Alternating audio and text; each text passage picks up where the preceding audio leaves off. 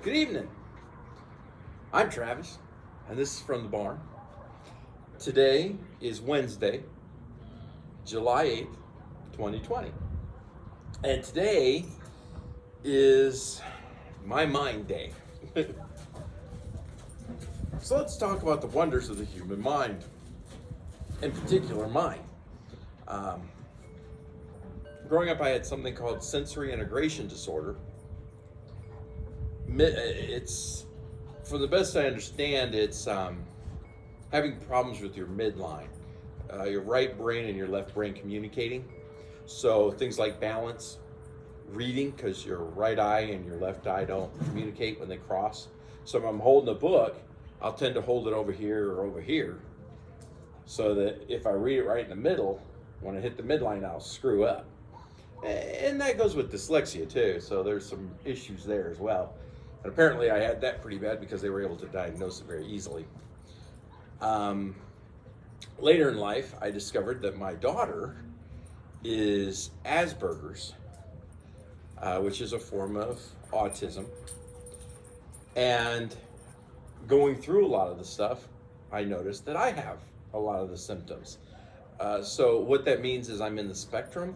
I'm not really bad. I just have a lot of those characteristics. Touch certain things. I like to group things in colors and stuff like that. It's very interesting. So I also mixed in with that from the military, got PTSD.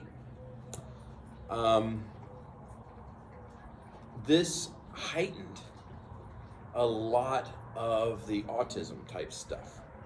So if you touch something, it's a lot more heightened now.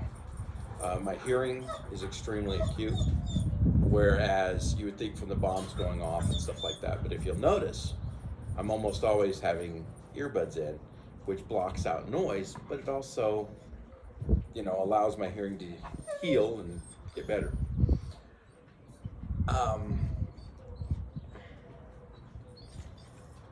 Concussions. I have had several: skateboarding, bicycling, riding horses. Any of those where you're falling a great distance and hitting your head on the ground. Yeah, they all come into play. I think the one where I fell more than 6 feet and hit my head on concrete at a skate park, got up and had blurry vision and stuff like that. I think that was one of the really good ones. So with a lot of these things, and of course, with PTSD, you tend not to sleep a lot. So I noticed yes, hi Jed, please don't lick me.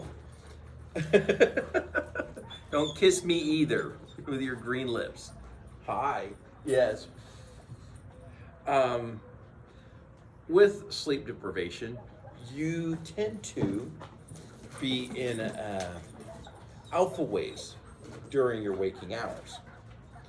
So things get a little fuzzy sometimes,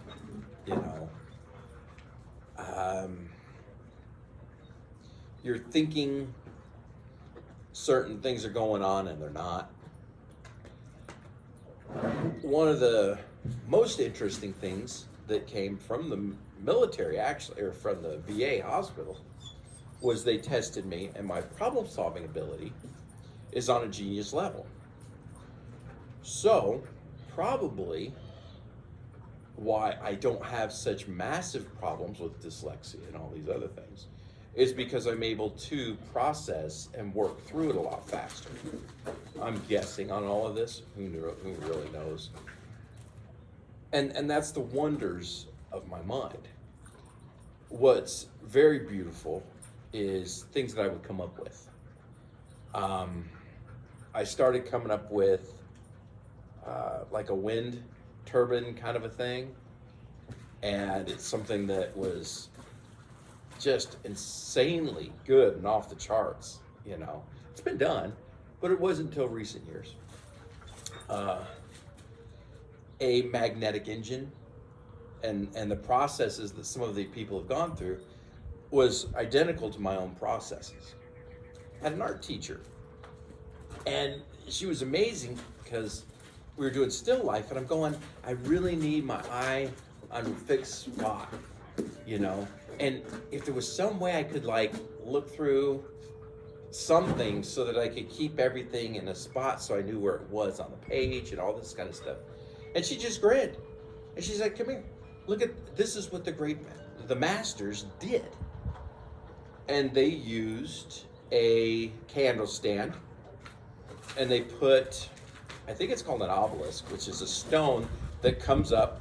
It's like the Washington Monument, I believe. It comes up and it comes to a point, and you rest your eye and you can look at that point. And then they would look through a wall of boxes that were opened, like a shelving unit, only it was just, you look right through it. And you could see all the grids. And she goes, this is exactly what you were talking about, and this is exactly what the old masters came up with, which is exactly what you were talking about without knowing what you were doing. So you see how your mind works. And when I see things like why Judd does his own behavior and how we can work on it, and thanks, Judd. And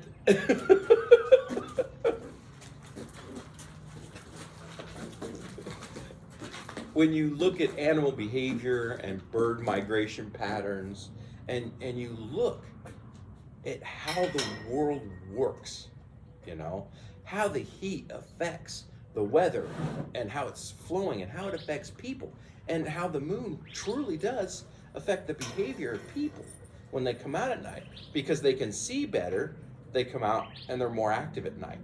And it's amazing when you look at people as humans and animals and their behavior accordingly, and you look at that they're not just this social being. They are very animalistic in a lot of ways. It's just so enlightening to me. And some of those things is what I'm trying to share here, so I can get it out of my head. And that's one of the biggest things. I've got, hi, Judd. Yes, hi. Yes, hi. Yes, hi. Yeah. And love is one of the big things that I've learned is you be approachable. So as you can see, the horses just absolutely hate me. But I try to get all this stuff that's in my head out. And it's extremely hard. It's really extremely hard. So those people who are my friends, you're my friends because you can interact with me. And I'm very grateful for you in my life. And I really appreciate you, even though I'm obviously very difficult to deal with. I thank you very much. And Katie, I love you very much. And thank you all so very much from the barn.